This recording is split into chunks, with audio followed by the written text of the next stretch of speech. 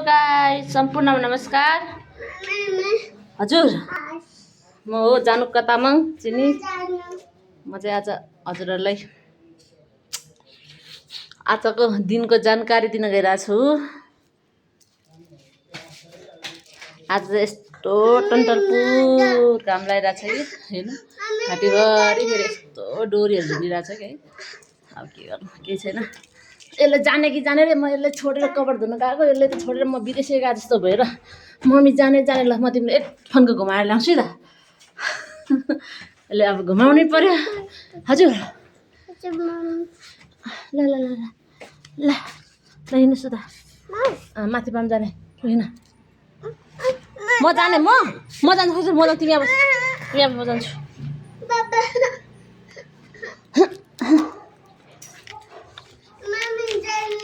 जाने भने चाहिँ आउनु पर्दैन। ल ल चढ माथि। तिमीले दिने कि मामसँग दिएर राख्छ भने यसलाई समय थाहा छ क्या। कतिखेर चाहिँ मम्मीले दिएर राख्छ, कतिखेर चाहिँ दिँदैन भने। चप्पल उल्टो लगायो, सुल्टो लाउँछ न? चप्पल उल्टो लगायो, सुल्टो लाउनुहोस्। हो स्यापास। यसरी हेर्नुहोस्, हाम्रो चाहिँ यसरी राखेको छौँ गाउँघरमा। गाउँघरमा धान चामल उसमा भोकारीमा हालेर राखेको जस्तो डरममा जस्तो गरेर राखिरहेको छ कि। आकाशको पानी हो है, यहाँ आकाशको पानी यसरी राखिरहेको छ। काठमाडौँमा चाहिँ यस्तो हो कि पानीको जतन, आकाशको पानी है, यसरी राखिरहेको छ कपडा धुनलाई। आउनु चप्पल लाऊ। आज यस्तो टन्डलपुर घाम लागिरहेको छ कि गाइज हो। यहाँ ललितपुरमा यो चाहिँ हात्तीबन हो। यस्तो टन्डलपुर घाम लागिरहेको छ कि बाफ रे बाफ। मेरो छोराले घुम्न लानु पर्यो, मैले एकछिन छोडेन। ल हेर्नुहोस्, हाम्रो चाहिँ होइन हेर्नुहोस् गाइज हो। हाम्रो चाहिँ घर माथि छतमा यसरी खुर्सानी फलिरहेछ। डल्ले खुर्सानी, अम्बा,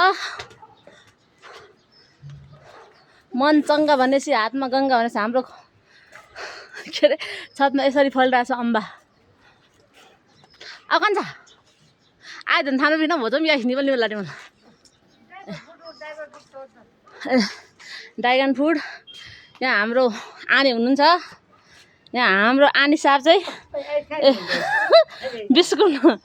बिस्कुनलाई कुर्रायो मकैलाई। ल तिमीले मान्छेसँग छोड्दैन कि अहिले पछि मात्र, अहिले टाइम भएकै छैन। त्यसलाई थाहा छ फेरि।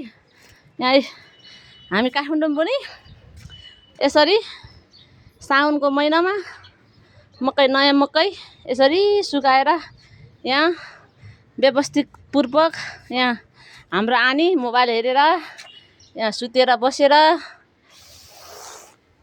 मकै कुरा चाहिँ परेवालाई। यहाँ परेवाले यहाँ दिइराखेको मकै खाँदैन परेवाले। यता के अरे सुकाइराखेको मकै चाहिँ खान खोज्छ। यस्तो खालको छ परेवा पनि। हाम्रो फुल पनि यसरी फुलिसक्यो हाम्रो छतमा। हेर्नुहोस्, यहाँ सुगर रोगीहरूले खानुपर्छ यो फुल। साथीले भने फेरि मैले थाहा भएर भने होइन। यसरी फलिरहेछ डल्ले खुर्सानी। कति खाने डल्ले खुर्सानी, कति खाने ल हेर्नुहोस्। ड्रागन फ्रुट वहाँ चाहिँ खायो बिन बचा बानी। ल त्यो मात्र होइन, त्यहाँ माथि अमिलो पनि फलिरहेछ। आमा यहाँ त एकै ठाउँमा लस्कर। ए प्रभु नारायण शिव के साह्रो फल्यो ड्रागन फ्रुट। ए भक माने यहाँ भ्यान्डा ड्रागन फ्रुट। अन्डा होइन भ्यान्डा, अन्डा पो हेरेर अन्डा। ल धुपी बास्ना भगवान्लाई, यो चाहिँ भगवान्लाई मनपर्ने धुपी।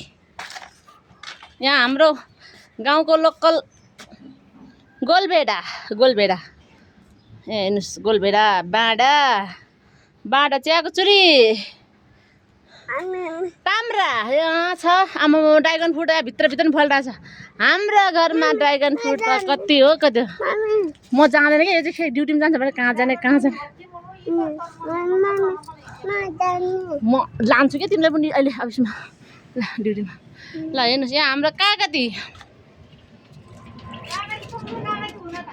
खै ल ल काका फेरि यहाँ प्रकार प्रकारको छ नि यहाँ हाम्रो यहाँ इस्कुस चाहिँ खाइसक्यो है अहिले चाहिँ हाम्रो अलिक यो चाहिँ अगाडिको रहेछ इस्कुस अनि यो सबै प्रजातिहरूको चाहिँ नाम मलाई आउँदैन यो चाहिँ हाम्रो आनीले मात्र आउँछ मलाई चाहिँ सबै आउँदैन यहाँ हाम्रो सुन्तला तिमीले गर्दैन कि छोरा यसरी फलिरहेको छ सुन्तला यहाँ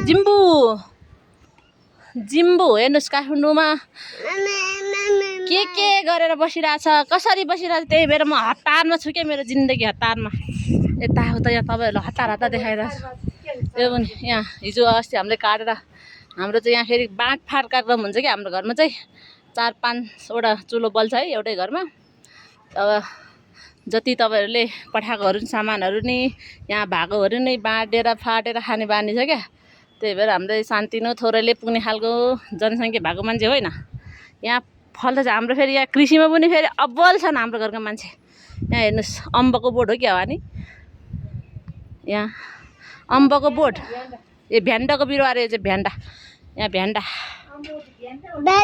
अम्बा भ्यान्डा यहाँ बाबरे फुलको बासना नबोले नि हाँसिराख न भने ए हो बाबरे फुल कहाँ जाने माथि जानु हुँदैन कहाँ माथि जानुहुन्छ हामी चाहिँ कसको घर होला भनेर सम्झिनु भयो होला नि यहाँ तामाङ जातिको घरमा यस्तो मामले यहाँ तिमीले खाने नखाने हाम्रो मामको व्यवस्थित चाहिँ यस्तो छ ल हेर्नुहोस् यहाँ घाममा चर्को घाममा मकै यत्तिकै कुरिँदैन कुर्दा तिर्खा लाग्न सक्छ अनि त्यही भएर आज चाहिँ मेरो छोराले हेर्नुहोस् यस्तो तनाव दिइरहेछ कि तर केही छैन ल हेर्नुहोस् खाउ म यहाँ बस्छु गिलासमा खाऊ मामसँग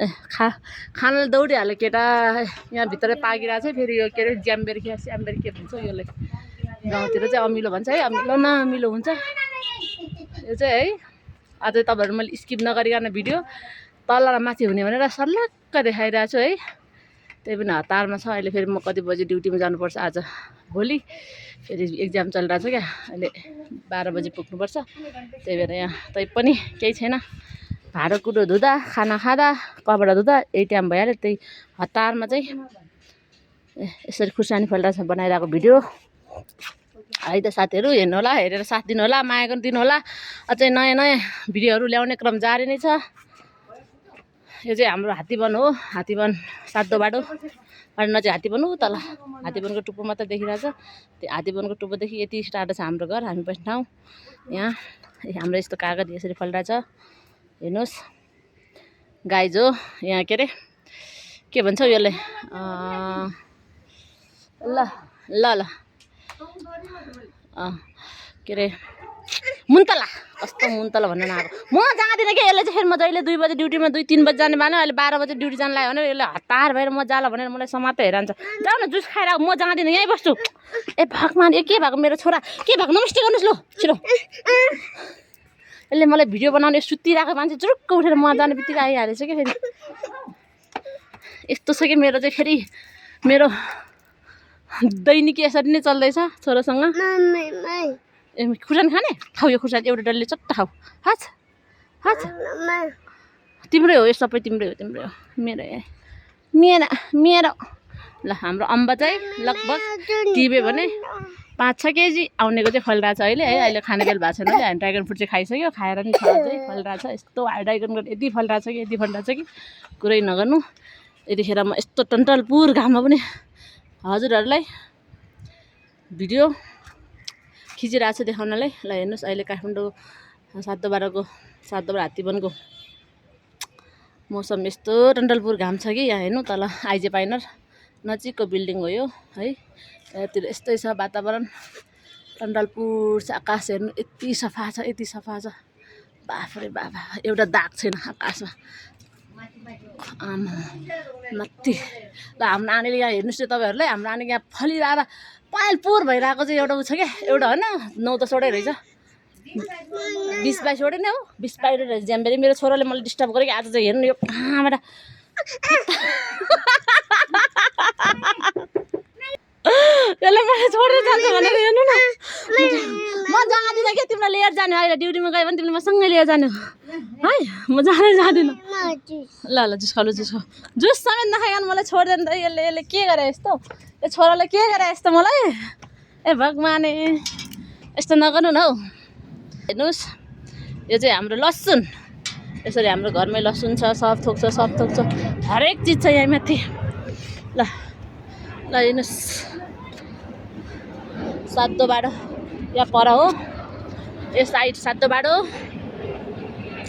यो हाउजिङ हाम्रो सातो बाटो साइडको हाउजिङ यहाँ सातो बाटो कृषि हुँदै हुँदै हुँदै हुँदै हुँदै यहाँ हात्तीवन माथि सुमेरु नजिकको हाउजिङ त्यहाँबाट हुँदै हुँदै यता त्यहाँ पारिभित्र चाहिँ हेर्नुहोस् यहाँबाट चाहिँ हाम्रो उ त्यो फर्पिङ के भन्छ नि त्यताको त्यो नेपालको झन्डा भएको भित्ता यहाँ अनि त्यहाँबाट हुँदै हुँदै हुँदै हुँदै हुँदै यो चाहिँ धापाखेल हुँदै यो चाहिँ हाम्रो टोल है यो चाहिँ हाम्रो टोल हेर्नुहोस् साथीवन यहाँ हाम्रो आनीलाई खिरी देखाउनु न सबैजनाले तिमीले देखाइहाले पो हाम्रो कस्तो गरेर फलिरहेछ मलाई कस्तो मन परेको भन्दा त क्या यो के भन्छौ म चाहिँ यसलाई अमिलो भन्छु के हो यस्तो हामीले अस्ति नै आलुको अचार है हामीले एकदम आलुको अचार बनाउँछौँ कि हामीलाई मन परेर अनि आलुको अचारमा यो हाल्छ कि यस्तो अमिलो हुँदो रहेछ बाफ्रे यस्तो मजाले फलिरहेछ यहाँ भित्र हेर्नु न यस्तो फलिरहेछ है यस्तो फलिरहेछ कि बाफ्रे बा हाम्रो यहाँ